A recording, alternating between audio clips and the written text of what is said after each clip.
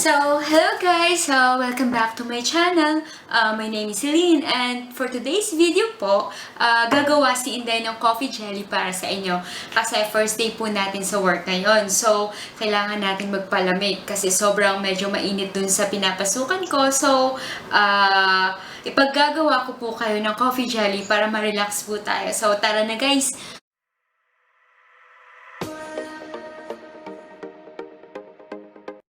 Guys, nandito po ngayon sa harap natin yung mga ingredients na kakailanganin po natin. First, of course, ito po yung gulaman. Actually, hindi po siya unflavored kasi wala pa akong mahanap. Pero lalagyan na lang natin ng coffee to mamaya. And then, ito, yung Nestle condensed milk, maliit lang. At saka ito, yung dalawang carnation po. At saka meron din akong all-purpose cream. Ito po siya. At actually yung iba, hindi na po sila gumagamit ng mais. Ito. Pero ako, may natikman kasi ako dati before na nilalagyan po nila ng mais. So, kaya ginaya ko na lang siya. Kasi masarap po siya, guys. So, 3 piraso po siya. Pero, 2 mais lang po yung ilalagay natin. At of course, yung pinaka-main ingredients po yung coffee po. So, ito na po siya. So, maghahanda na po tayo, guys. Pinaghalo na po natin yung gulaman at saka yung kape. Tapos, nilagyan na rin po natin ng asukal. So, habang naantay po natin kumulo yung tubig, haluin po natin siya para hindi po magbilog-bilog po.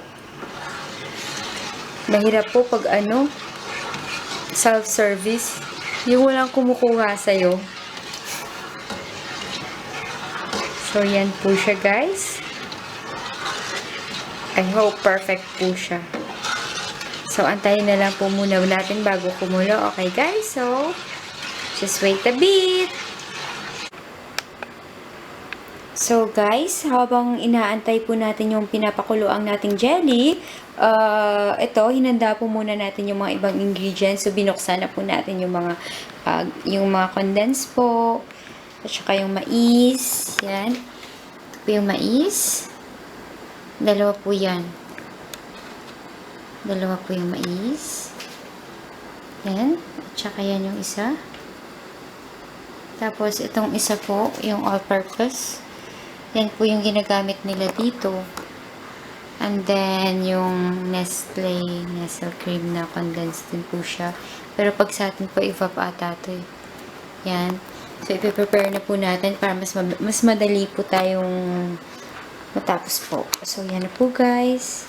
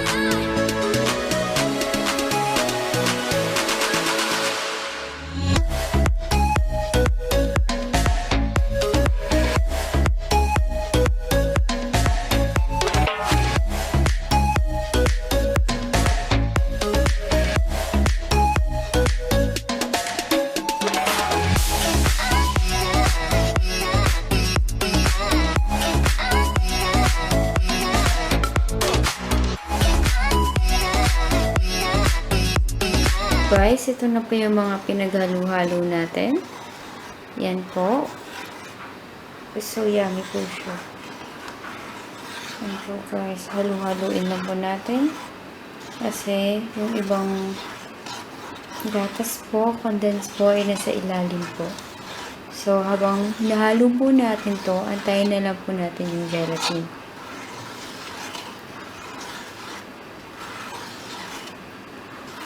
Lalo po itong gaganda mamaya.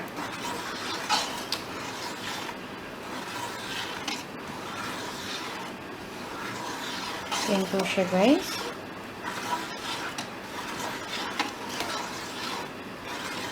Ano po yung finished product natin. Yan po. Bali, 3 Tupperware lang po yung nagawa natin, guys. Yan po siya. Actually, natikman ko na po siya. Ang sarap. Naantay ko na lang si ate dumating para sabay kami kumain.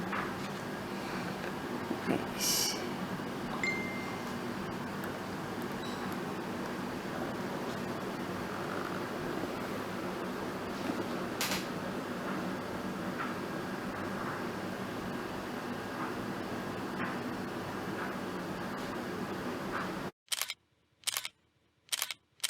Well, thank you for watching, guys. See you for my next video, but please don't forget to like and subscribe my channel. Bye. I love you.